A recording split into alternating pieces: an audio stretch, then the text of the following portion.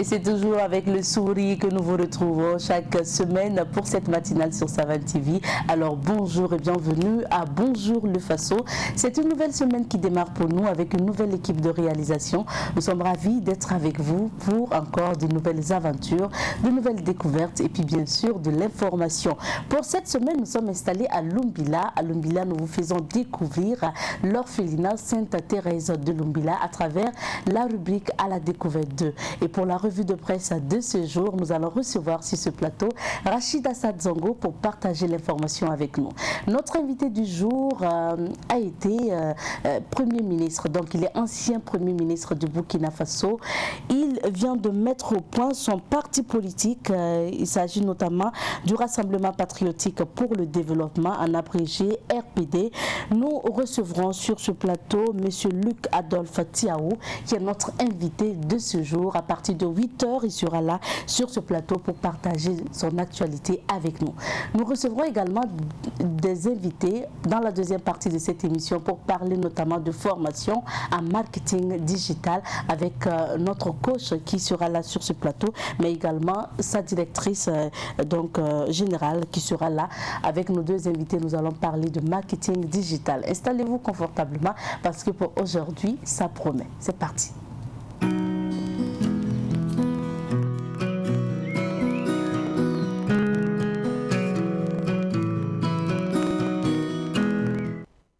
Et c'est une nouvelle semaine qui démarre pour nous et nous disons bonjour à tous ceux qui nous suivent depuis Lumbila.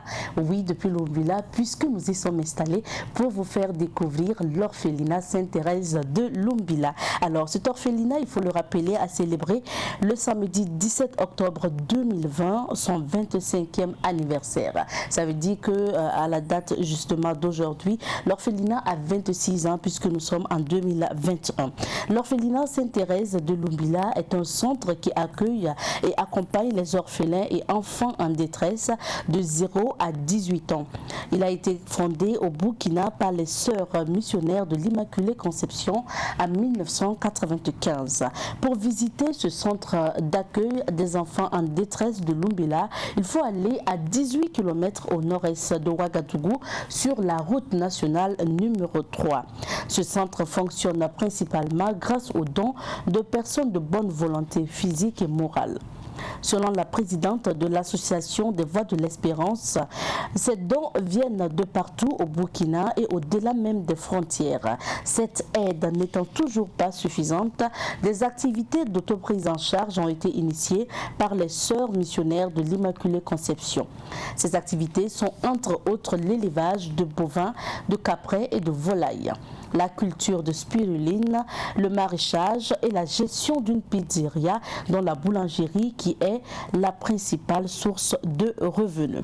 La boulangerie participe beaucoup au financement de l'enseignement de l'école de l'orphelinat. Concernant cette boulangerie, elle est connue pour son pain au sésame, beaucoup prisé par les citadins, en particulier ceux de Ouagadougou. Et vous le savez, de retour toujours de Lumbila, on a toujours envie de s'arrêter au niveau de l'orphelinat pour en tout cas se procurer de ce pain au sésame. L'objectif principal de cet orphelinat est d'accueillir, éduquer et former des enfants orphelins ou déshérités afin de faciliter leur insertion dans la société.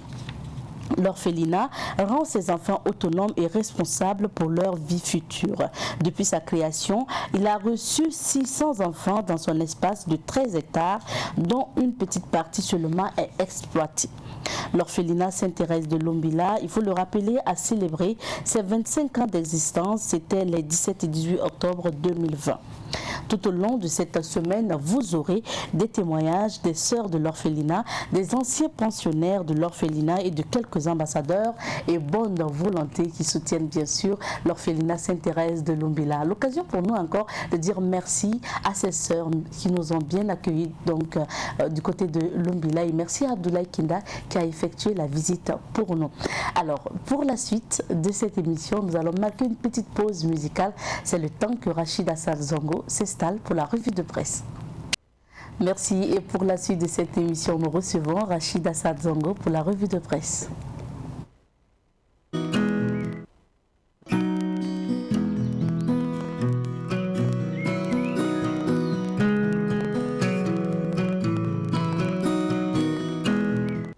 Il est bien installé sur le plateau de Bonjour le Faso. Rachid, bonjour et bienvenue. Abzeta bien le bonjour à toi, bonjour à vous qui nous suivez. D'accord, belle semaine déjà. Semaine qui démarre assez bien. On espère qu'elle se poursuivra davantage mieux. Bien sûr. Et on le souhaite à surtout nos téléspectateurs. D'accord. Alors, Rachid, nous débutons par quel journal aujourd'hui? Alors, pour la lecture de la une des journaux, nous entamons avec le journal Le Quotidien.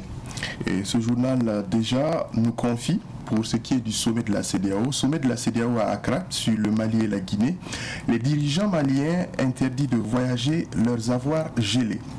Toujours avec le même journal, à travers sa rubrique Le Voyageur de Guéna, on peut y lire Pensa, dans le centre nord, des femmes bastonnées par des hommes armés non identifiés entre Naï et Guidegma. Dans l'est, des hommes armés relâchent 3 otages. À Boutou, c'est dans la Yaya, des terroristes incendient l'école primaire.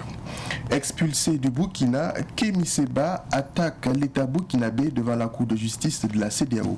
Des sujets, comme je l'indiquais, qui peuvent être lus à travers la rubrique Le Voyageur de Guéna à la page 7 du journal Le Quotidien du jour. Avec le même journal, toujours à sa une, à la page 3, élection consulaire du 14 novembre 2021, des propos qui sont confiés, et je cite pour vous, le candidat Karim Compaoré dit Nam Abdou Thomas Sankara du commerce du Burkina. C'est confié par le directeur de campagne, en lien avec bien sûr les élections consulaires du 14 novembre prochain. Et pour achever, pour ce qui est de la une du journal Le Quotidien, c'est du sport, notamment le Tour du Faso 2021, l'Allemand Daniel Blichmann remporte le maillot jaune. Peut-être un autre journal, nous sommes cette fois-ci avec l'Observateur Palga. L'Observateur Palga, dans ses titres à la page 6, nous parle politique avec notamment le Rassemblement patriotique pour le développement. Il est confié, Tiao veut voler de ses propres ailes. Autre sujet avec le même journal, Simon empoche 50 millions de francs CFA pour ce qui est du 4+1 du 26 octobre, à lire à la page 22. À la page 2, toujours de l'Observateur Palga, questions orales à l'Assemblée nationale, débat sur l'abattoir de Bobo et le village industriel de Samandeni. Axe Kolenka Farapura Carrefour, bientôt la fin du calvaire, à lire à la page 16. Avec le même journal, transition malienne et guinéenne à la recherche d'un introuvable calendrier électoral. C'est à lire à travers la rubrique Commentons de l'Observateur Palga à la page 5. Et pour achever, Tour du Faso 2021, la Suisse en jaune, le Burkina en blanc. Ainsi titre l'Observateur Palga pour achever. Un autre quotidien Abzeta, nous sommes cette fois-ci avec le journal Le Pays. Le Pays revient également au plan politique sur le lancement du RPD de Luc Adolphe Tiao. Il est confié Mélégué Traoré, invité publiquement à rejoindre le parti. Comme je l'indiquais, c'est à lire à la page 2. Avec le même journal, dans l'arrondissement 7 de Bobo, des populations opposées au retour de Herman Sirima à la tête de la mairie. Dans sa rubrique Confidence du week-end, Le Pays nous parle, présence supposée d'individus armés à Ouaga, la gendarmerie et la police nationale rassurent. Dominique Yamouego, SG de la CGTB du centre, confie ceci que je cite pour vous. Prendre le pouvoir d'État et le gérer est le seuil à ne pas franchir pour un syndicat, c'est-à-dire à la page 6. Et toujours avec le pays, des propos confiés, et ce sont les propos du président du Faso à propos de la citoyenneté, et je cite pour vous, le Burkina Faso a besoin de citoyens actifs et positifs. Voilà, ce sont les propos du président du Faso, notamment pour ce qui est de la citoyenneté, à lire à la page 15. À la page 25, projet de révision du Code du travail, l'UAS dénonce une atteinte à la liberté syndicale. Et toujours avec le pays, pour achever, communauté islamique de la Tidjana du Burkina, Dr Sidi Mohamed Maïga II, nouveau guide spirituel, c'est à lire à la page 23 du journal Le Pays du jour. Abzeta, nous poursuivons avec un autre quotidien. Cette fois-ci, c'est le quotidien d'information générale, d'analyse et de débat, aujourd'hui au Faso. Aujourd'hui au Faso, on revient également au plan politique, en confiant ceci. Luc redescend dans l'arène avec son RPD, le grand retour de l'ancien PM pour parler de Premier ministre de Blaise, à lire à la page 6. Et avec le même journal, Saran Sérémé, après sa démission, confie ceci que je cite. « J'ai mal et honte quand je vois la carte du Burkina. » Pour en savoir davantage, davantage, vous êtes invité à la page 3 du journal Aujourd'hui au Faso. À la page 2, arrondissement 7 de Bobo-Dioulasso, les résidents du non-loti de Koubaé interpellent les autorités. Et puis à travers sa rubrique News du jour, Aujourd'hui au Faso nous parle Bazoum aux côtés des populations meurtries de Bani Bangou. Et puis 10 terroristes abattus à Tankwalou dans la Komondjari. Religion, Sidi Mohamed, nouveau chèque de Ramatoulaye, à lire à la page 3. Barkhane, transfert d'autorité du GTD 3 au Niger, à lire à la page 9. Mali, Guinée, la CEDEAO en père Fouettard sera-t-elle efficace? Interrogation posée pour en savoir davantage. La page 5 vous y invite.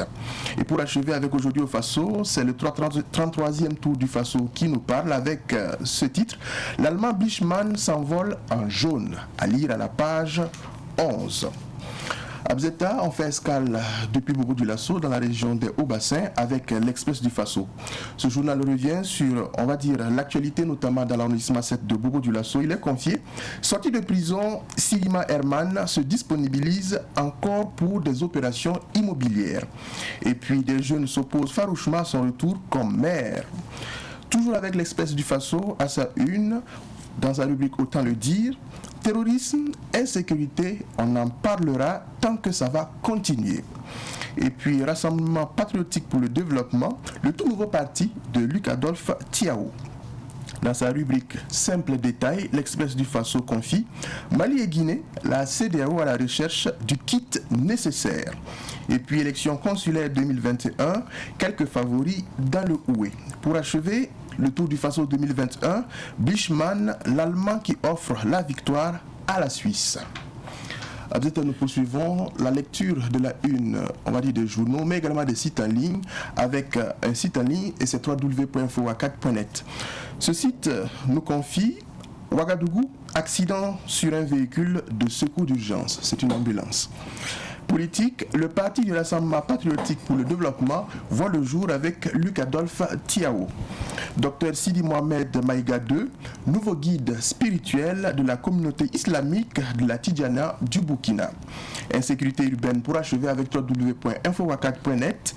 Plus d'une vingtaine de présumés délinquants interpellés par la police nationale. Un autre site à Bzeta, nous sommes cette fois-ci avec www.lefaso.net. Ce site nous parle également en politique.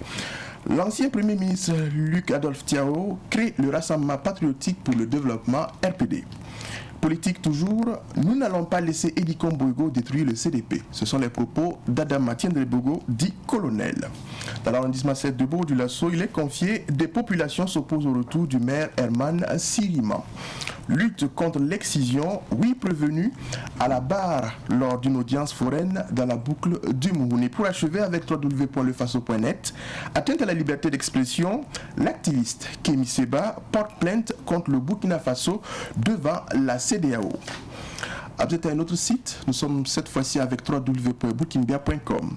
Communauté islamique de la Tidjana du Burkina, Dr Sidi Mohamed Maïga, nouveau guide spirituel en remplacement à son défunt père. Élection consulaire dans la boucle du Mouhoun, Adama Zorome, entrepreneur agricole, veut une chambre de commerce régionale plus prospère et dynamique. Terrorisme au Burkina, la solution est en nous, il n'est jamais tard pour se relever, se battre. Ce sont les propos de Sarah Seré Sérémé. Autre sujet, toujours avec www.burkinbia.com. Sommet extraordinaire de la CEDEAO, des sanctions individuelles contre les nouvelles autorités maliennes, un médiateur pour la Guinée. Ce sont les décisions de la CEDEAO. Et pour achever avec www.burkinbia.com, 33e tour du Faso, l'Allemand de l'équipe suisse, Daniel Bischmann, grand vainqueur. Abzeta, on achève cette revue de presse avec l'actualité hors de nos frontières, mais sur le continent africain. Déjà au Niger, on apprend que 11 soldats ont été tués et 9 disparus dans une attaque à l'ouest du pays. En Gambie, présidentielle, 6 candidats, dont Adama Barrow, l'actuel président, en lice, et 15 autres recalés. En Sierra Leone, deuil à Freetown, la capitale, plus de 80 morts dans une explosion. Au Sénégal, mise en orbite du premier satellite sénégalais courant l'année 2023. Au Nigeria, l'armée réaffirme sa neutralité politique. Au Mali, on apprend que la tentative de putsch qui a eu lieu, le colonel Kassoum Goïta, ex-directeur des services de sécurité, a été mis aux arrêts. Mali-Guinée, il a été confié cela à travers les journaux. La CEDEAO durcit les sanctions individuelles contre les militaires au pouvoir. Et pour achever au Soudan, désobéissance civile pour protester contre le coup d'État. Voilà ce que l'on pouvait lire comme actualité et comme une pour ce qui est en tout cas des journaux que nous avons pu parcourir ce matin. Merci Rachid. Un retour sur quelques sujets d'actualité. Le premier pour commencer, qui fait d'ailleurs la une de pratiquement tous les journaux aujourd'hui. Il s'agit notamment de ce nouveau parti politique qui a vu le jour, le RPD. Nous en parlons. Tout à fait. Un nouveau parti dans l'arène politique, tu l'as confié. Je ne vais pas trop m'attarder là-dessus. Je sais que très bientôt, tu recevras justement le leader du dit parti pour échanger. Juste après toi. Juste après moi. Et là, c'est encore intéressant. Alors, juste peut-être deux mots. Voilà. Tu l'as dit, le Rassemblement démocratique, Rassemblement patriotique pour le développement, est né, un nouveau parti qui vient s'ajouter à un certain nombre de partis. La particularité pour, on va dire, ce parti-là, c'est le leader qui est à la tête du dit parti, une personne qui n'est pas nouvelle dans l'arène politique, une personne également qui n'est pas étrangère, on va dire, au Burkinabé. Voilà. On a pu le voir à travers déjà d'autres partis, notamment le CDP, dont il a été démissionnaire en septembre dernier. On a pu également voir ses preuves auprès de l'ancien régime, avec justement certains postes de responsabilité qu'il a eu à assurer. Et le nouveau parti qu'il vient de mettre sur pied a une vision dont le slogan s'inspire de s'unir pour bâtir. Et je pense que c'est un appel au patriotisme, et là même il a confié, je pense, lors du congrès constitutif, qui est que aujourd'hui le constat est que les Burkinabés sont dans un état d'esprit de recul du patriotisme. Donc il y a une certaine sorte de patriotisme qui est clamé, mais qui n'est pas véritable, qui n'est pas véridique. Et il vient justement appuyer cela, densifier cela. Et il pourra justement argumenter pour ce qui est en tout cas de cette thèse-là. Mais quoi qu'on en dise, je pense que c'est une vision qui s'adapte au moment. C'est une vision qui est propre au contexte. Voilà. Aujourd'hui, plus que jamais, c'est réel. Les Burkinabés doivent davantage s'unir. Les Burkinabés doivent véritablement s'ancrer de patriotisme. Et il ne faut pas juste dire pour dire. Ça doit se manifester à travers justement nos actes. Comme je l'ai dit, à travers justement l'échange que tu pourras avoir avec lui, vous pourrez densifier notamment les questions. La dernière chose sur laquelle justement je souhaite m'apitoyer, c'est un nouveau parti, comme je l'ai dit, et on espère que, à la différence en tout cas des autres partis, on pourra voir quelque chose de neuf. Et quand je parle de quelque chose de neuf, associer véritablement la jeunesse, associer véritablement les femmes, faire d'eux, on va dire, des moteurs de la machine politique burkinabé, faire d'eux également des acteurs clés pour ce qui est du développement au plan politique et même de façon générale. En tout cas, on attend de voir ce qu'il en sera. C'est vrai que de façon générale, les partis politiques, c'est généralement la conquête du pouvoir, et c'est normal, c'est dans leurs attributions, mais il faudrait que dans la pratique, on puisse voir véritablement du changement. Il ne faudrait pas que, comme je l'ai dit, on voit que c'est plutôt les jeunes et les femmes qui sont chaque fois instrumentalisés, mis au devant quand ce sont les questions de vote, mis au devant quand c'est les questions de mobilisation pour faire les discours. On espère en tout cas qu'avec ce parti-là, ce sera la différence. En tout cas, les précisions seront confiées lors de votre échange. Bien sûr. Rachid parle de Luc Adolphe Thiaw, qui est aujourd'hui le président du RPD, son nouveau parti politique, et nous en parlons tout de suite puisque c'est notre invité du jour. C'est bien ça. Alors Rachid, nous passons au deuxième sujet. Là, on part à Bobo Dioulasso pour parler justement de cette division au sein des habitants qui, pour certains, ne veulent pas encore du retour du maire de l'arrondissement 7, d'autres oui, les habitants sont divisés en tout cas. C'est bien cela. On dira que déjà on précise que l'ancien maire Herman Sirima, voilà, après pratiquement 8 mois de détention, voilà, est en liberté provisoire, et son arrestation auparavant avait, en tout cas, avant du moins son arrestation au niveau de son arrondissement, l'arrondissement avait connu un certain nombre de remous, qui avaient même parfois amené les habitants à se tirailler. On se disait que cet épisode-là était fini après son incarcération, mais avec sa libération, c'est pratiquement le retour de la case départ. Vous avez des habitants qui sont divisés entre des personnes qui saluent sa libération et d'autres qui, on va dire, s'opposent quasiment à son retour pour ce qui est en tout cas des affaires de l'arrondissement, la gestion des affaires de l'arrondissement. Pour déjà la partie qui salue, on va dire, sa libération, son souhait, c'est que le maire puisse en tout cas faciliter les choses pour notamment les dossiers en lien avec les questions foncières. Voilà. Je citerai par là l'exemple des habitants du Noloti de Koubawe, qui avaient même auparavant organisé des conférences de presse pour interpeller les autorités sur notamment leur situation. Ils disaient avoir été recensés depuis pratiquement 2007. En son temps, il avait été fait des promesses de relogement, de réinstallation. Et jusqu'au jour d'aujourd'hui, cela n'est pas effectif. Et ils souhaitent que la démarche qu'avait entrepris le maire Sirima puisse se poursuivre pour faciliter et concrétiser cela. Pour ce qui est de la partie qui s'oppose, on va dire, au retour aux affaires, sinon à la gestion de l'arrondissement 7 de Bobo-Dioulasso, elle est catégorique, cette partie est catégorique. Il a failli, le maire a failli dans la gestion de la mairie de l'arrondissement 7 et on ne peut plus l'admettre comme maire. Et ils estiment que la confiance qu'il portait justement à ce dernier-là est aujourd'hui pratiquement anéanti et ils ne peuvent pas lui faire confiance pour encore le laisser gérer les questions qui sont en lien avec leur arrondissement. Je pense que quoi qu'il en soit, ce qui importe aujourd'hui, c'est de trouver vraiment le juste milieu. Voilà, le juste milieu. Et là-dessus, si au plus haut niveau, pour parler des autorités de façon générale, peuvent intervenir pour que cet épisode de bisbille qui se passe au niveau de l'arrondissement puisse trouver sa solution, je pense qu'il y a lieu en tout cas d'intervenir. Mais là on parle de liberté provisoire. Si c'est pas qu'au Burkina, les libertés provisoires s'apparentent vraiment à une liberté définitive. Ça bon.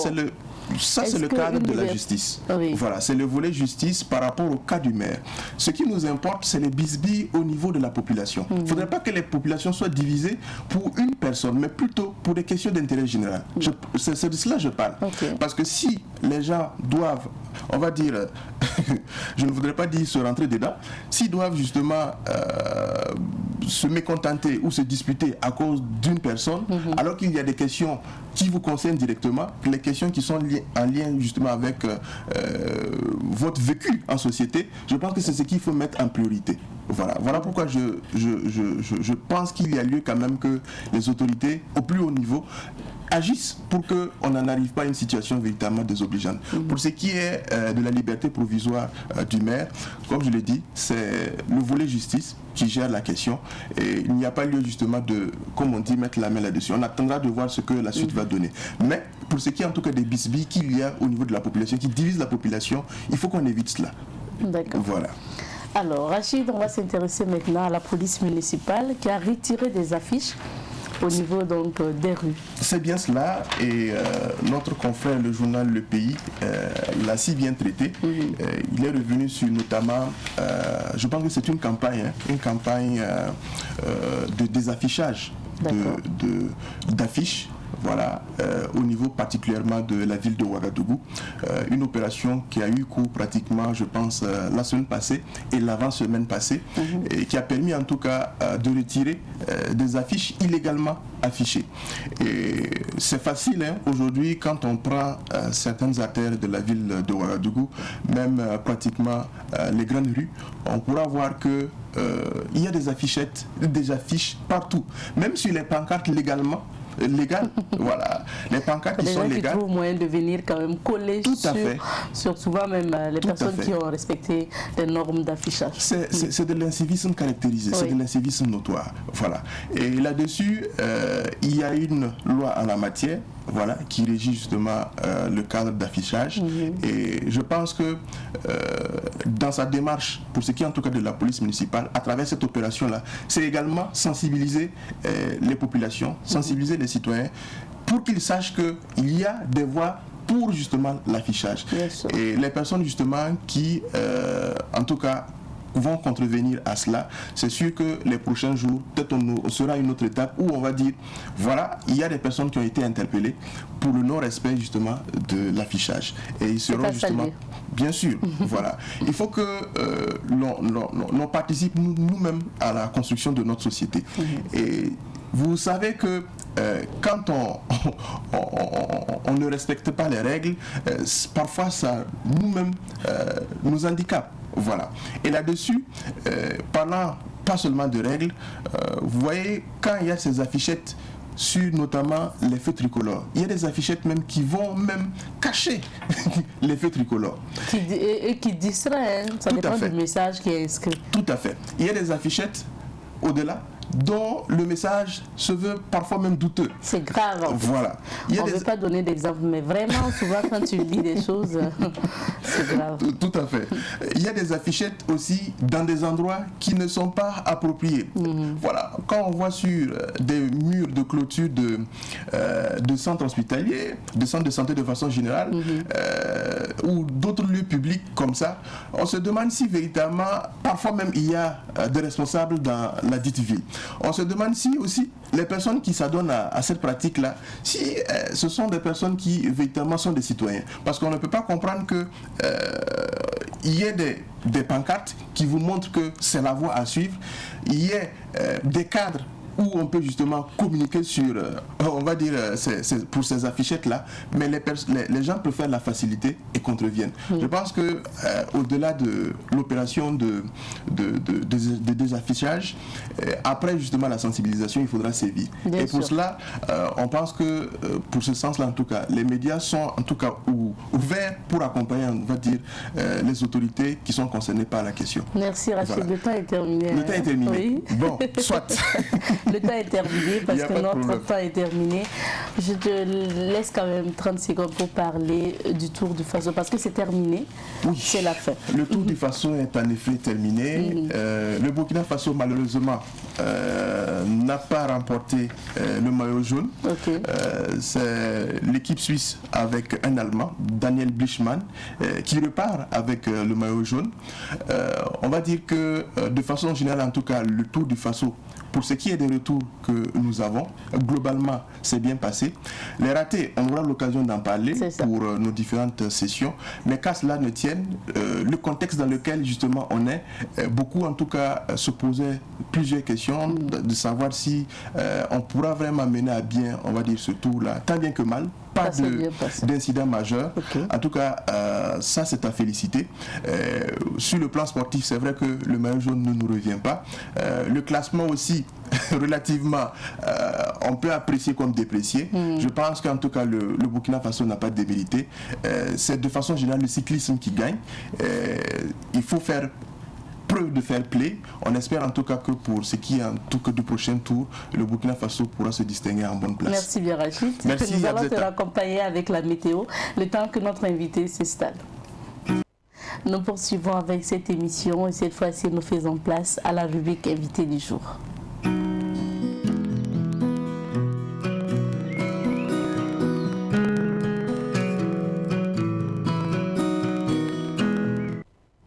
Aujourd'hui, nous recevons M. Luc Adolphe Thiao, président du RPD, le Rassemblement patriotique pour le développement. Alors, docteur Luc Adolphe Thiao, bonjour et bienvenue. Bonjour. Merci de répondre à notre invitation. Rappelons que vous avez été Premier ministre du Burkina, le dernier d'ailleurs, donc sous le régime Blaise Compaoré, ambassadeur du Burkina en France, président du Conseil supérieur de la communication, puisque vous êtes ancien journaliste. Alors, c'est bien de rappeler tout ça. Monsieur Thiao, on va parler d'actualité pour commencer. Vous remarquez avec nous que votre ancien parti politique, le CDP, rencontre des difficultés aujourd'hui. Il y a une partie de la jeunesse qui demande même la démission de Eddy Komboigo, le président du CDP. Une partie de cette jeunesse même qui annonce une marche d'ailleurs de protestation contre Eddy Komboigo. Est-ce que finalement vous avez eu raison de partir? Merci beaucoup. Je vous remercie d'avoir l'honneur d'être pour la première fois sur votre plateau. Et je saisis l'occasion pour vous féliciter pour la qualité de cette émission que je regarde dès que j'ai le temps. Bien, vous savez, moi aujourd'hui je suis dans une nouvelle posture. Et par habitude, même dans la vie, je n'aime pas parler des autres. Ou je n'aime pas parler sur le dos des autres. Le CDP traverse une crise. Moi, je suis parti avant. Oui, j'ai eu raison de partir avant. Mais je ne peux pas aujourd'hui me permettre de juger ce qui se passe à l'intérieur parce que même si mon départ est assez récent, ces événements sont relativement nouveaux et je n'ai pas tous les paramètres qu'il me faut pour juger donc, de ce qui se passe. Mais bien sûr que c'est regrettable, pas seulement pour le CDP, mais pour tout parti politique. Lorsqu'on en arrive à une telle situation, ce n'est pas intéressant pour la démocratie. Et en tout cas, moi, j'espère qu'au RPD, nous serons suffisamment forts unis pour ne pas connaître ce genre de crise. Et le RPD, c'est votre nouveau parti que vous avez créé après votre démission du CDP. Qu'est-ce qui a motivé justement la création de ce parti politique? À partir du moment où je pensais sincèrement que ma place n'était plus au CDP pour différentes raisons, parce que j'ai milité dans le parti depuis ma tendre jeunesse, alors que j'avais la trentaine. Je crois que j'ai fait un long cheminement. Et bon, à un moment donné, il faut se remettre en cause et demander sincèrement si là où vous êtes, c'est encore votre place, si vous ne pouvez pas faire mieux ailleurs. Donc c'est dans ce que je suis parti. Et après avoir mûrement réfléchi, j'ai dit bon, il y a encore de l'espace pour tous ceux qui veulent faire de la politique. Mais pas faire la politique pour faire la politique, mais pour apporter de nouvelles idées, pour apporter des solutions et également surtout donner à rêver à la jeunesse que la politique n'est pas forcément un monde de filous comme les gens aiment souvent le caractériser, mais la politique a toute une noblesse parce que c'est une des voies les mieux indiquées pour servir son pays. À vous entendre, vous avez dit que votre parti est un parti de jeunes. Mais pourquoi vous n'avez pas décidé de placer un jeune justement à la tête de ce parti? C'est comme si vous demandez à un père pourquoi un enfant ne dit pas à son papa pourquoi c'est pas moi qui vous ai mis au monde. Non, je crois que mon parti est un parti de jeunes parce que je veux transmettre quelque chose aux jeunes. Quand vous regardez d'abord notre espace politique, vous regardez un peu l'histoire politique du Burkina Faso, il y a très peu de jeunes, pour diverses raisons, qui sont initiateurs de projets politiques. Et même quand ils initient ces projets, du fait qu'ils manquent d'expérience, ils ne vont pas loin. Ils commettent deux fois des erreurs ou bien se découragent très vite. Mais je pense que si vous avez quelqu'un quand même qui a un parcours comme le mien et dont l'objectif justement est de préparer la relève, c'est ça mon objectif majeur.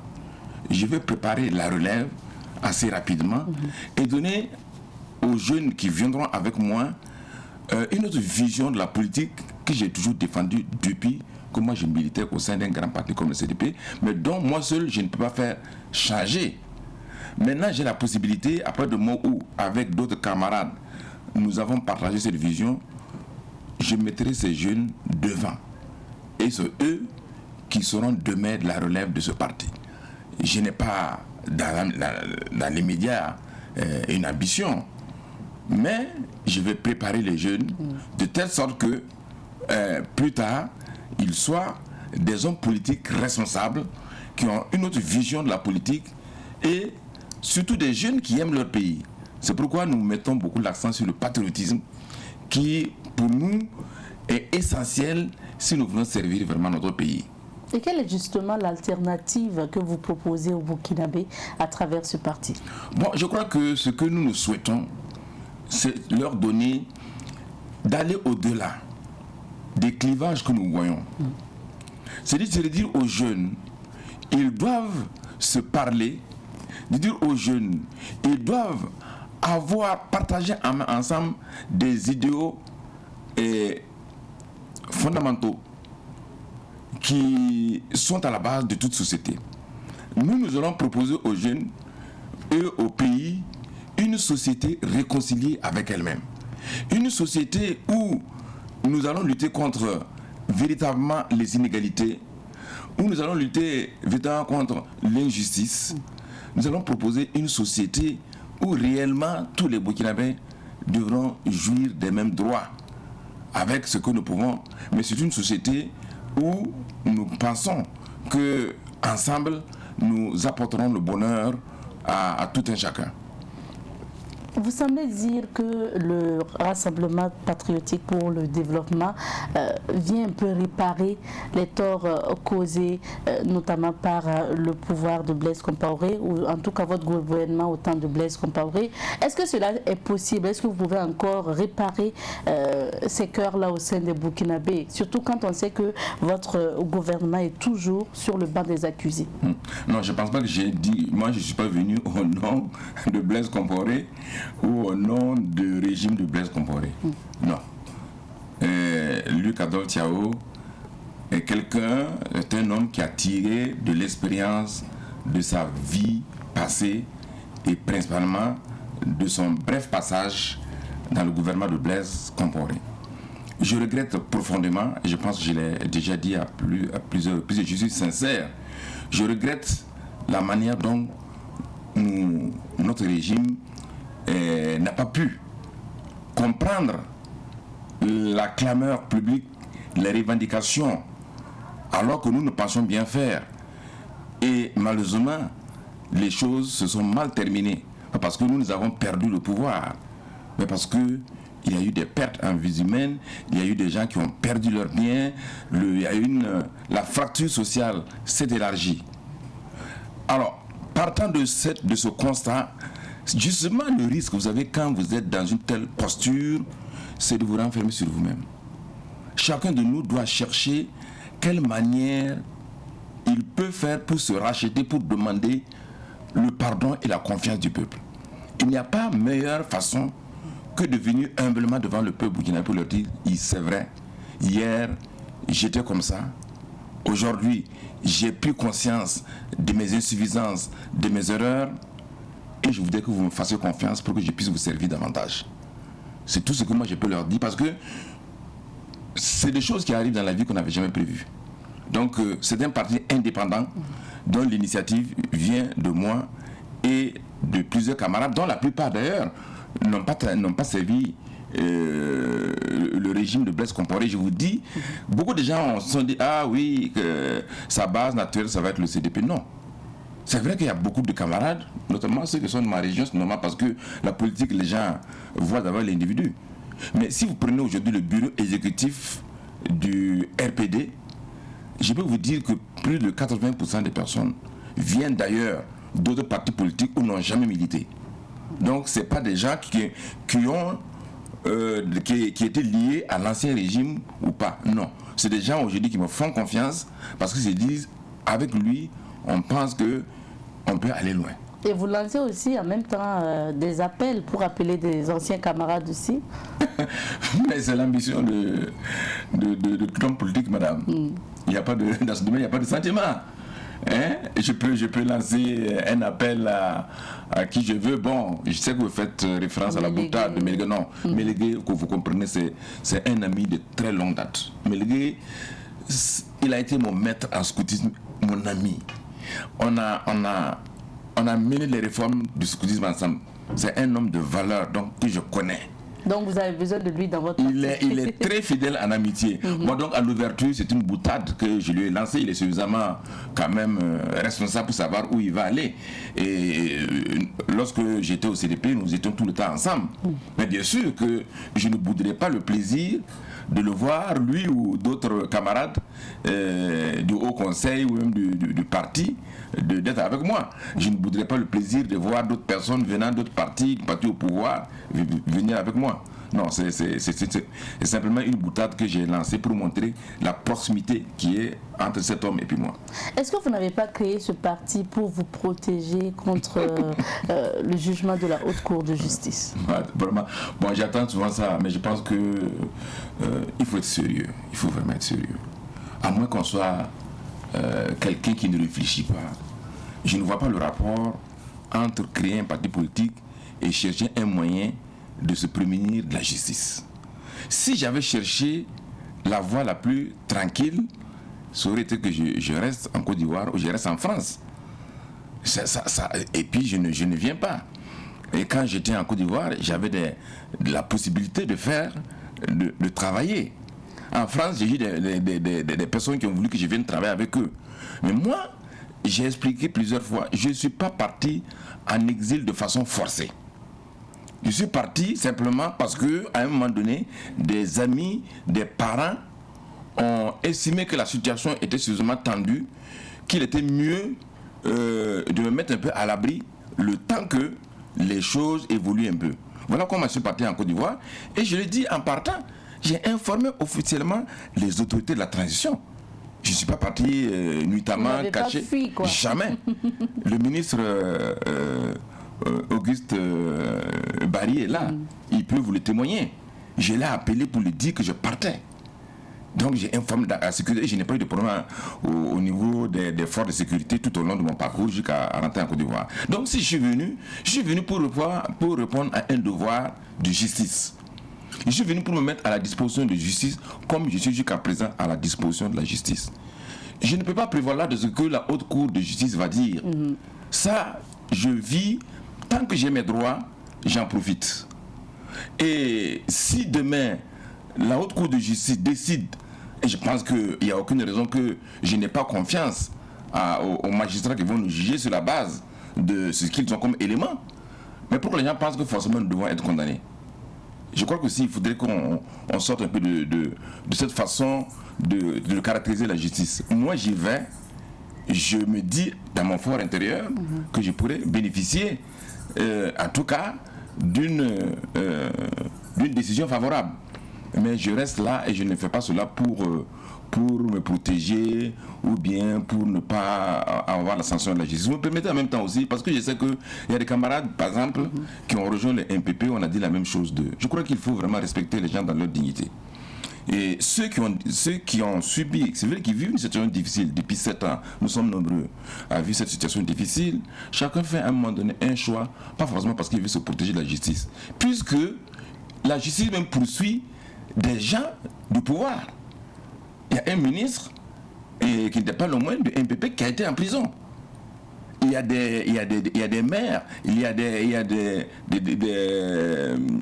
responsables de l'administration qui étaient militants du MPP qui ont été poursuivis. Donc ce n'est pas une raison pour nous de créer un parti pour se protéger, non.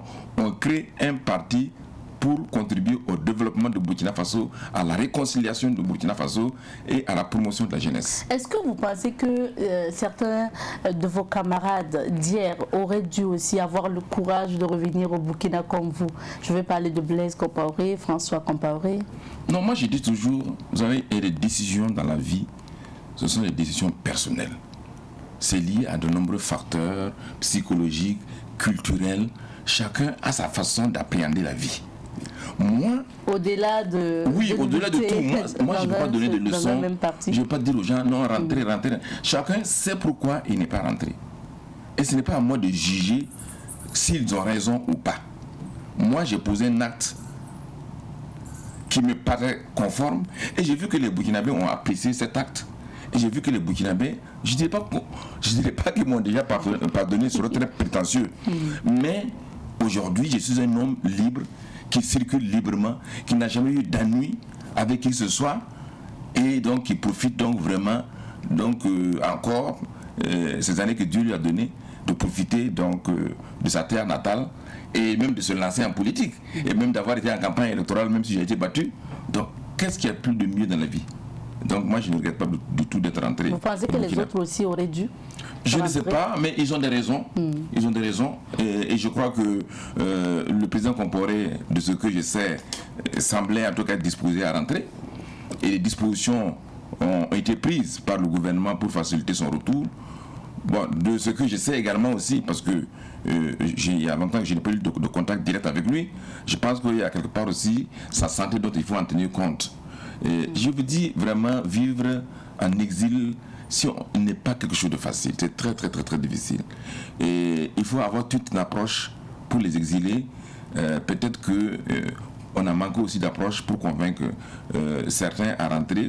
Bon, mais je suis sûr que tout le monde voudrait rentrer et chacun voudrait quand même terminer sa vie en servant son pays. Revenons à votre parti politique, le RPD.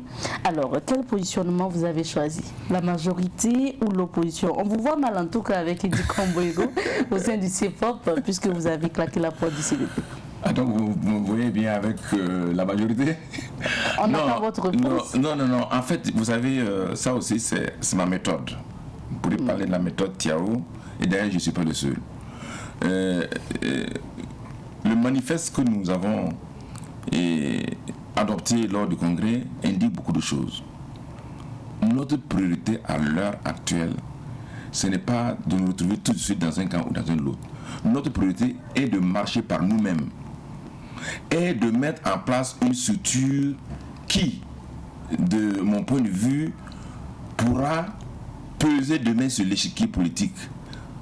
Le moment viendra, lorsque cela est nécessaire, on va dire qu'on va soit s'allier avec la majorité, soit s'allier avec l'opposition pour faire avancer le Burkina. C'est les circonstances du moment qui vont nous permettre de nous déterminer. Mais pour l'heure, ce n'est vraiment pas notre préoccupation.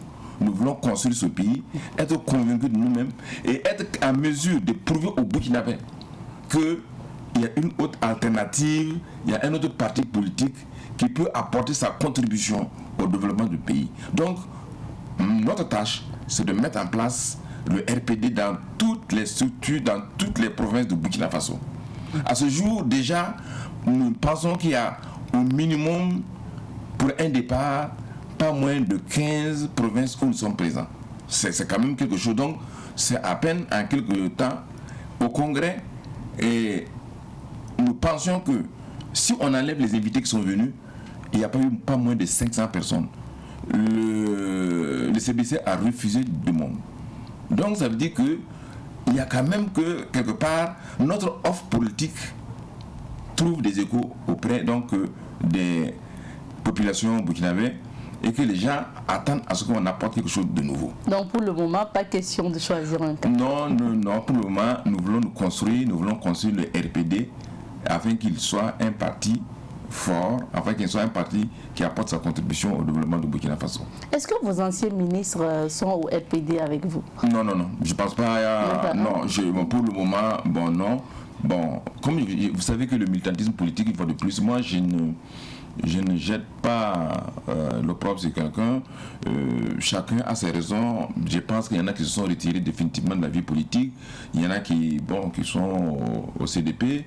Il y en a qui sont au MPP. Bon, donc peut-être d'autres me rejoindront après. Mais pour le moment, mais j'ai de très bons rapports avec tous ces ministres-là. Vous avez parlé tantôt de Blaise Compaoré, vous avez dit que ça fait longtemps quand même que vous n'avez pas eu à communiquer, un échange direct. Mais est-ce que pour créer justement ce parti, peut-être, est-ce que vous l'avez avisé, est-ce qu'il est informé, est-ce qu'il vous soutient? Bien sûr que moi j'ai suivi quand même les procédures, tout de même en étant militant du CDP, et il était de mon devoir de l'informer que je devais partir. D'abord que vous quittez le CDP? Oui, avant de quitter le CDP, j'ai fait adresser une correspondance. Je lui ai adressé une correspondance et il m'a répondu qu'il prenait acte, qu'il me comprenait et il prenait acte donc de ma décision. Et de la même manière, lorsque je voulais créer le parti, j'ai également fait part que j'allais créer un parti politique. Et je crois que là également, il le constate. Et puis, le connaissant, il ne va pas s'opposer à ce que je crée un parti politique. L'essentiel étant que vraiment on apporte quelque chose de nouveau donc au Burkina Faso. Autre question d'actualité, le procès Thomas Sankara, qui bat son plein actuellement. Qu'est-ce que vous retenez de ces derniers jours d'audience? Bon, je ne vais pas rentrer dans le procès lui-même parce que vous savez que lorsqu'un procès est en cours, nous n'avons pas fait de commentaires. Ce que je peux dire, c'est que moi, je salue la tenue de ce procès. Parce que ça fait partie d'une des plaies du Burkina Faso. Et tant que nous n'allons pas penser toutes nos plaies, nous ne pourrons pas atteindre la réconciliation, nous ne pourrons pas atteindre le vivre ensemble. Donc le fait que ce procès se tienne aujourd'hui, moi je le salue et j'espère, j'écoute, j'espère que ce n'est pas un procès qui est fait dans un sens. Bon, je sais que beaucoup de gens auraient voulu qu'à la fin de ce congrès, tout le monde soit condamné, etc. Mais ce n'est pas ça le plus important. Le plus important, c'est que la justice soit dite. Et comme le procès est ouvert, chacun se fait une idée. Qu'elle soit dite dans l'impartialité, qu'elle soit dite en dehors des pressions politiques, des pressions sociales. Et les magistrats qui y sont, ce sont des gens d'expérience et ils savent ce qu'ils vont faire. Et ensuite, si nous finissons avec ce procès, ce sera une page importante de notre histoire qui sera tournée. Nous aurons tiré toutes les leçons de la gestion des partis, de la gestion du pouvoir, de la violence en politique. Mais il faut que ça serve. Il ne faut pas qu'on fasse un procès et que demain nous recommencions encore les mêmes choses. J'ai dit que nous ne devrons plus revivre ce genre de situation. C'est ça qui est l'intérêt de ce procès. Et ensuite, il faut aller au-delà. Il faut aller au-delà pour pardonner. Il faut aller au-delà pour accepter. Il faut pour nous accepter et nous vivre ensemble. Et après justement ce procès Thomas Sankara, ça sera certainement celui de votre gouvernement. Apparemment, à vous entendre sur ce plateau, vous personnellement, vous êtes prêt justement pour ce procès. Comment le procès Thomas Sankara et celui de votre gouvernement ces deux procès-là peuvent justement contribuer à la réconciliation nationale selon vous? Il y en a d'autres aussi. Je pense qu'il y a la question, il y a le procès de Nobel Zongo. C'est aussi un problème, c'est une question emblématique et qu'il faut également se résoudre. Et il y en a d'autres avant. Moi, je pense que il faut vraiment, à partir du moment où le gouvernement a pris la décision d'aller vers la triptyque vérité, justice et réconciliation, il faut que tout soit marqué sous ce sceau. Et nous pensons que notre procès, nous le souhaitons qu'il arrive le plus tôt possible dès que la Haute Cour de justice aura réuni tous les moyens et que tout le monde sera prêt. Nous y allons. Il faut y aller tranquille. Il ne faut pas y aller avec des idées déjà arrêtées. Il faut y aller parce que si nous arrivons vraiment à ce que tous ces procès se tiennent dans un véritable esprit d'impartialité, avec comme finalité la réconciliation, la vérité et la réconciliation, je pense que nous aurons tourné une page ensemble. Et le processus de réconciliation pour lequel nous sommes partants, le processus institutionnel, nous le soutenons. Ça, nous, comme l'opposition, nous soutenons ce processus et nous pensons réellement que lorsqu'on aura fini avec tous ces procès, les Burkinabés seront dans une nouvelle société où ils pourront vivre ensemble sans haine, ils pourront vivre ensemble sans chaque fois chercher à remuer le côté dans la plaie. On a besoin que le vivre ensemble soit une réalité et non des simples mots qu'on égrène. Et que la cohésion sociale devienne comme ce que nous avons connu dans une certaine période de notre pays et que connaissent d'autres pays également, parce que la cohésion est également un facteur indispensable du développement. L'actualité au Burkina Faso est marquée par l'insécurité aussi. Oui. Quelle est votre solution? Parce qu'on assiste à des attaques toujours à répétition. Non, ce serait trop prétentieux pour moi de dire que j'ai une solution. J'ai des idées, j'ai une réflexion. Notre parti a une réflexion là-dessus. Nous estimons avec que l'insécurité aujourd'hui constitue la principale menace de survie de notre société. Il faut que les gens en soient conscients. Cela est déjà très important. Il faut que nous soyons également aussi conscients que le Burkina est dans une situation où peut-être que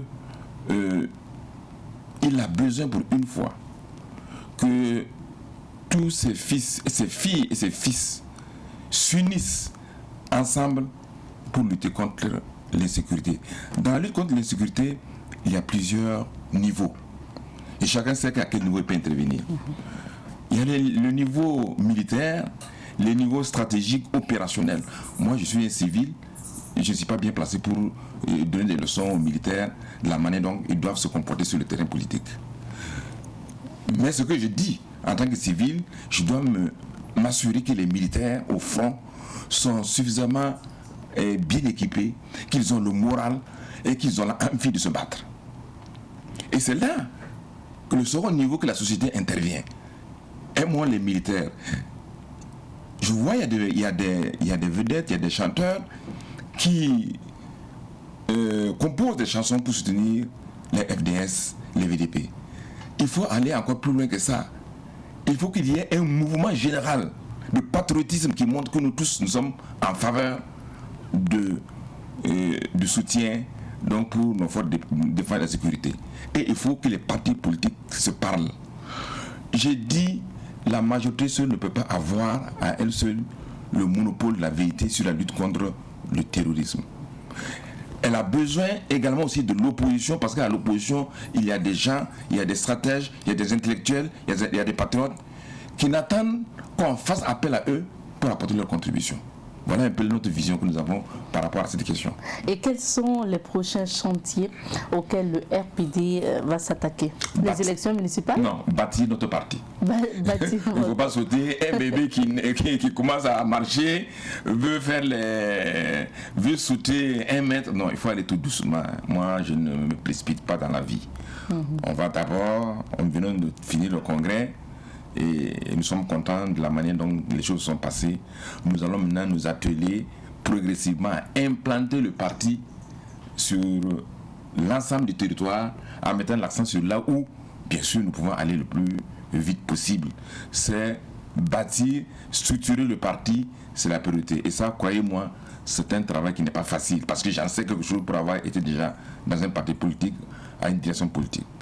Maintenant, en ce qui concerne les élections municipales, on verra. On a encore 7 mois. Et puis pour le moment, en mai 2020. Voilà, en mai. Donc nous espérons, excusez-moi, nous espérons que le ministère en charge de l'administration du territoire va nous donner assez rapidement notre récépissé, parce que nous allons déposer les statuts dans cette semaine, et les statuts, tous les documents afférents donc à la reconnaissance officielle du parti. Et pour le moment, nous ne pouvons pas nous permettre de faire de l'activisme sur le terrain politique. J'ai été clair avec mes camarades, surtout ceux qui sont partis en province. Il n'y a pas, pour le moment, tant qu'on n'a pas de récépissé, il n'y a pas de meeting, il n'y a pas de réunion, on n'est pas officiellement, donc on doit faire attention. Le temps qu'on ait ce récépissé, et dès qu'on a le récépissé, nous allons commencer le travail sur le terrain. Donc, c'est d'abord installer les structures au niveau de la base avant de... Donc, pour les élections municipales, vous allez voir. Qu'en est-il? Qu'est-ce que vous pourrez dire alors des élections présidentielles de 2025? On a encore 4-5 ans. Ce qui est le plus important pour nous, les Burkinabés, c'est le retour de la paix. Nous avons failli ne pas avoir des élections en 2020. Et la situation sécuritaire aujourd'hui est très très préoccupante. C'est pas comme moi je veux y dramatiser. Ça doit être cela notre priorité absolue. Les élections, si les conditions de paix ne sont pas réunies, si les choses vont évoluer négativement, c'est même pas la peine de parler d'élections. On ne parlera d'élections que si le pays est libéré et que tous les Burkinabés puissent entièrement participer donc au processus démocratique. Bon, déjà, vous savez, je ne dirais pas que ce sont des élections au rabais. Mais déjà, les élections législatives passées, un bon pourcentage des populations n'ont pas pu voter. Et je vois que déjà, il y a un projet à l'Assemblée nationale où déjà on admet que on ne prendra pas en compte forcément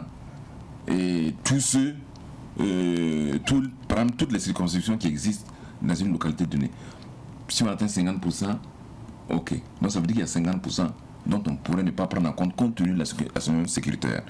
Bon, je comprends. C'est dit, il va falloir faire ça. Sinon, il n'y aura pas des élections.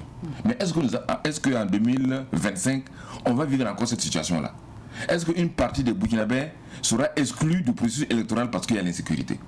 Donc, l'insécurité doit être réglée impérativement pour que la démocratie soit pleine et que les Burkinabés ne soient pas contraints parce qu'ils ne peuvent pas voter, parce qu'il y a des personnes, des hommes violents qui empêchent les autres de pouvoir vivre démocratiquement.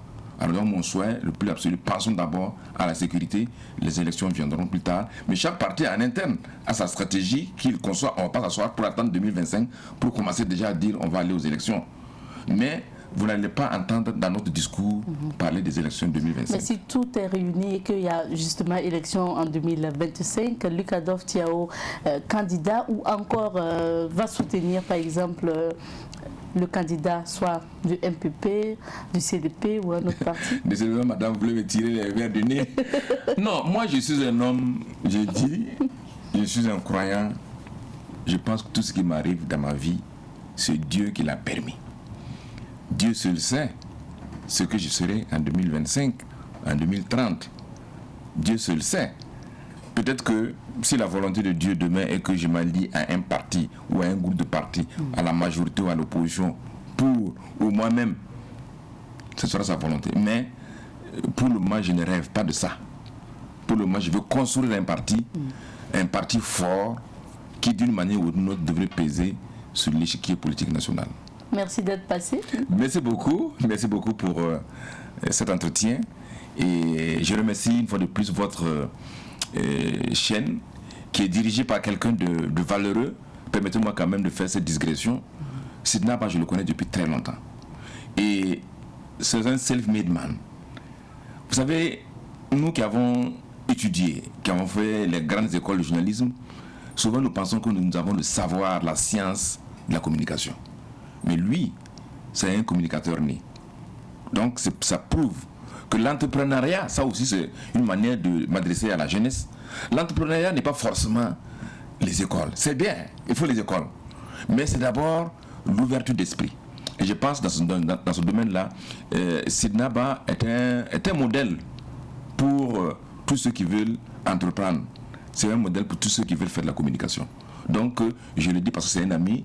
Je ne le dis pas pour faire plaisir au plateau, mais je le dis sincèrement, c'est un ami de très longue date que j'ai connu, j'ai suivi, et quelqu'un qui a évolué, et quelqu'un d'aujourd'hui qui s'est imposé. Je suis heureux qu'il a un organe de presse aussi prestigieux, connu sur le plan national et international, que nous le voyons aujourd'hui. Félicitations à vous les jeunes journalistes. Merci. Et quand je vous vois, ça me ramène 30 ans en arrière ou 20 ans en arrière. Tenez bon. C'est un métier qui n'est pas facile, mais c'est un métier qui vous ouvre toutes les portes. Comme disait Hubert Méry, le fondateur du Monde, le journalisme mène à tout à condition de s'en sortir. Voilà. Donc je vous souhaite à vous aussi une très belle carrière journalistique. Merci bien, merci. Notre invité du jour était M. Luc Adolphe Thiaw. Rappelons qu'il est aujourd'hui président du RPD, le Rassemblement Patriotique pour le Développement. Alors c'est ici qu'on va s'arrêter pour l'entretien du jour. Et pour accompagner notre invité, nous vous proposons une petite balade musicale.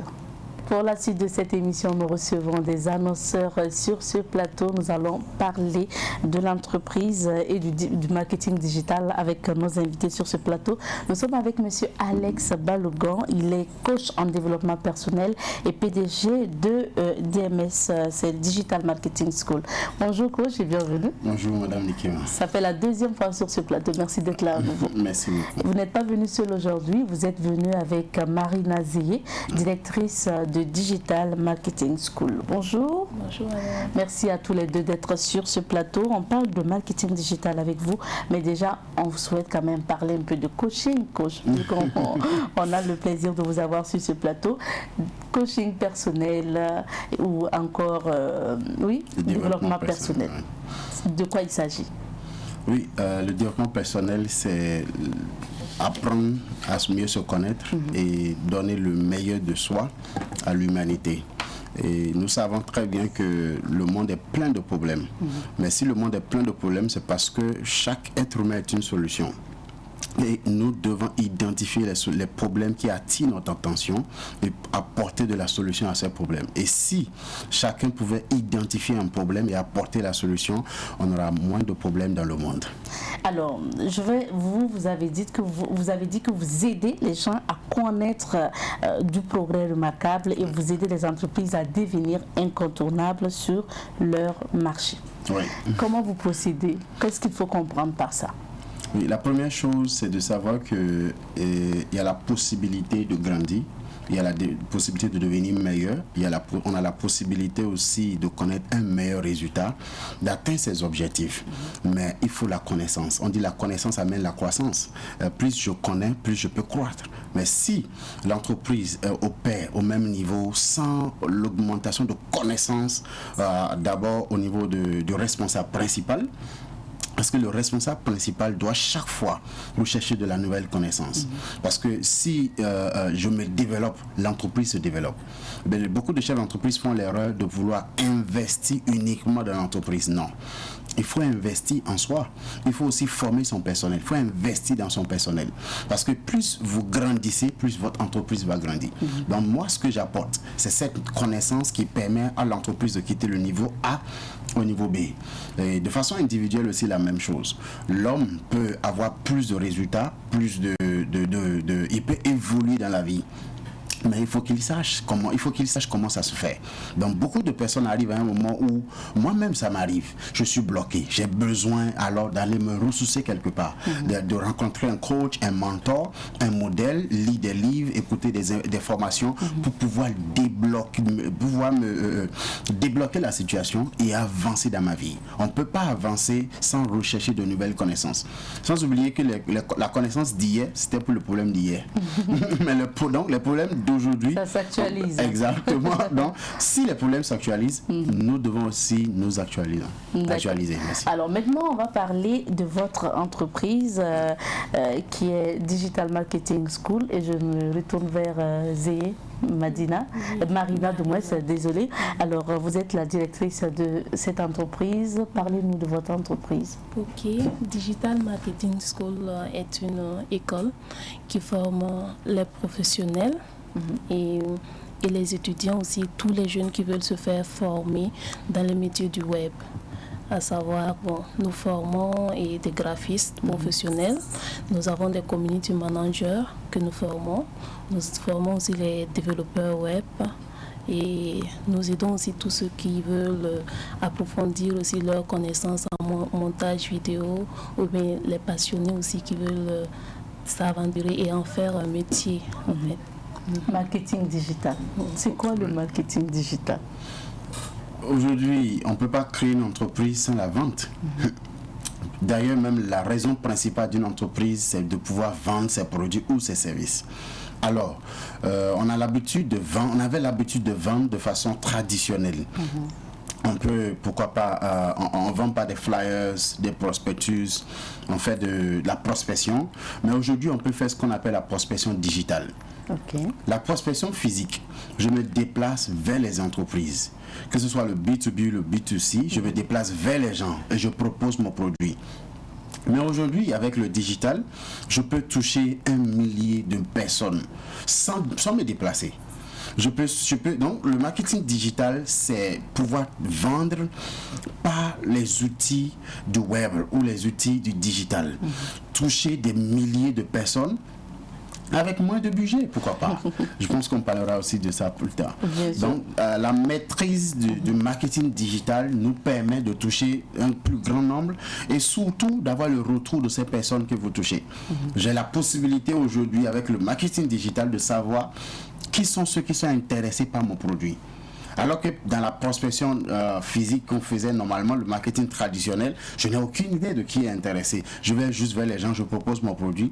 Mais avec le marketing digital, on a cet avantage. Est-ce qu'aujourd'hui, les jeunes s'intéressent au marketing digital?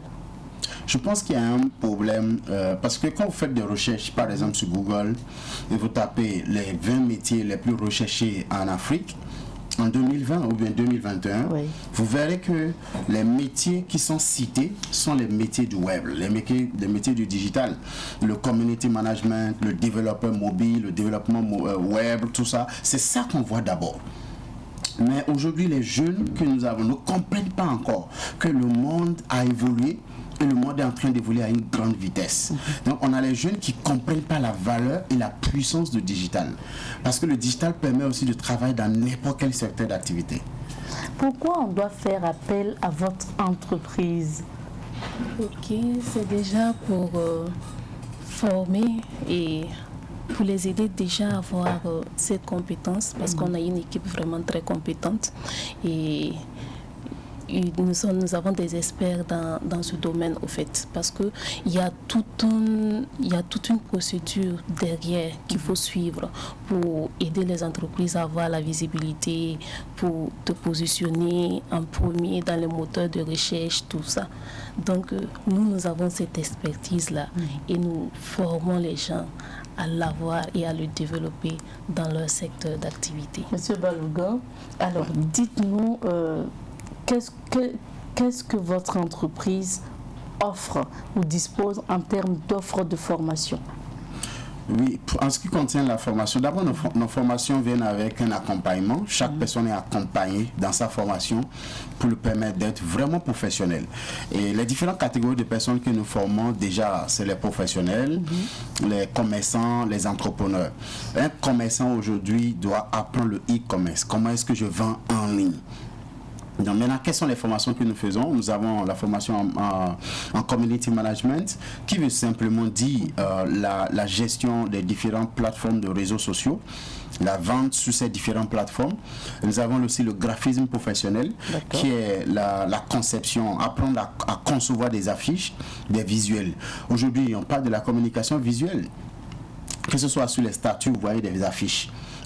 Sur les panneaux publicitaires, vous voyez les affiches partout. Donc on peut apprendre à faire ça. Oui, on apprend à réaliser ces différentes affiches, à devenir professionnel dans la communication visuelle.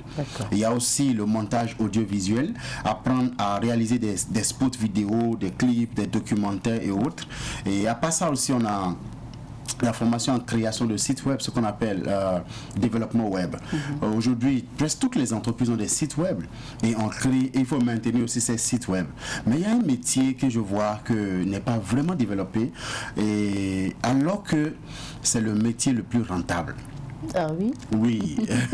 Dites-nous. Oui. Les gens, ceux qui sont dans ces métiers souvent se retrouvent avec un salaire de 800 000. Et d'autres 1 500 000 le mois. Ah oui, dites-nous, c'est super pour vous qui sont intéressés. C'est le développeur mobile, ceux qui font les applications de portable. Oui. Et ils ont la possibilité de travailler avec le marketing digital. Vous avez la possibilité de travailler avec n'importe quelle entreprise dans le monde entier, sans limite. Et même en étant à la maison ou étant étudiant, vous avez cette possibilité. Je peux même être un professionnel en train de travailler dans une entreprise et à côté, j'ai une autre source de revenus qui est le marketing digital qui me permet d'offrir mes prestations, mes compétences aux entreprises, que ce soit en France ou au Canada. Ok. Alors, pour ces formations, quelles sont très souvent les conditions de participation? Oui, ça dépend de la durée. Nous avons une durée de 1 mois, une durée de 3 mois, de 6 mois et de 1 an. Donc, pour quelqu'un qui veut, par exemple, se former en durée de 3 mois, il y a une inscription de 10 000. Les frais de formation, c'est 150 000 francs. Il paye, ce qui est aussi payé en tranches, bien sûr, en plusieurs tranches. Et de 6 mois, c'est 250 000. 1 an, c'est 400 000 francs. Et est-ce que ces temps-ci, il y a des formations ouvertes? Oui, nous avons lancé récemment, parce que nous avons reçu plusieurs offres. Des entreprises qui nous demandent, nous voulons un community manager, nous n'avons pas. Parce que 90% de nos étudiants sont des entrepreneurs, des commerçants. Alors que les entreprises recherchent des jeunes qui ont la compétence dans le community management. Donc, à cause de ça, on a lancé une offre. On a dit, OK, formation intensive pendant 1 mois pour susciter 100 jeunes community managers et graphistes au Bénin, pardon, Au Burkina. au Burkina. Nous sommes au Burkina. Oui, il est béninois, mais on est au Burkina. Donc, former 100 différents jeunes dans le D'accord. domaine de community management et graphisme pendant 1 mois. C'est une formation intensive et ils ont un contrat après la formation. Ah oui, ça veut dire Oui. que vous avez du boulot après la formation. Exact. Maintenant, il faut participer à cette formation. Comment on fait? L'inscription, c'est 10 000 francs. Les frais Ok. de formation, c'est 100 000 francs. D'accord. Oui, et vous avez un mois de formation intensive avec un travail à la fin. Ça, c'est bien. Oui, soit vous travaillez à l'interne d'une entreprise ou vous travaillez en tant que freelance pour plusieurs entreprises. Ok. Oui. Community. Alors, parce qu'on a presque épuisé notre temps, on me signale qu'il nous reste moins de 2 minutes. On va quand même rappeler peut-être la situation de votre entreprise et puis les contacts. La directrice, Ok. où est-ce que vous êtes située? Nous sommes à Ouemtenga. À Ouemtenga, ok. Voilà. On va être situé en étant sur... en Attention allant... à ne pas citer, Les- à ne pas faire la publicité. Non, Ok. même pas. En quittant et TSR pour Charles de Gaulle. D'accord, donc c'est à Ouemtenga. Oui, et puis ça- de toute façon, il y a des contacts. Donc on va vous permettre de laisser les contacts. Comme ça, ceux qui sont. Quand vous arrivez dans les parages de Ouemtenga, on peut tout simplement appeler. D'accord. On peut. Oui, le 57 49 90 24. 52. Non, le 57 49 90 24 et le 64 41 02 98. 64 41 02 98. D'abord, c'est 57 49 Oui. 90 24. Exactement. Pour le premier numéro. Donc, c'est appeler puis entrer en contact avec Digital Marketing School et la formation dont vous parlez tout à l'heure pour justement avoir 100 jeunes à former. Ça débute quand? Ça débute dans 2 semaines. Dans 2 Disons semaines. le 16 novembre. on Ok, démarre, en oui. mi-novembre. Mi-novembre, pardon. Donc, appelez parce que c'est une formation qui va vous permettre en même temps d'avoir du boulot. Exactement. Notre temps est terminé. Hein? Merci beaucoup. Merci d'être passé. Merci à vous également. Et puis voilà, c'est ici qu'on va s'arrêter aussi pour l'émission de ce jour puisque le temps imparti à cette émission est terminé. Merci à vous, fidèles téléspectateurs de Bonjour le Faso. Rendez-vous demain pour d'autres aventures avec d'autres invités. Portez-vous bien. Excellente semaine. Tschüss.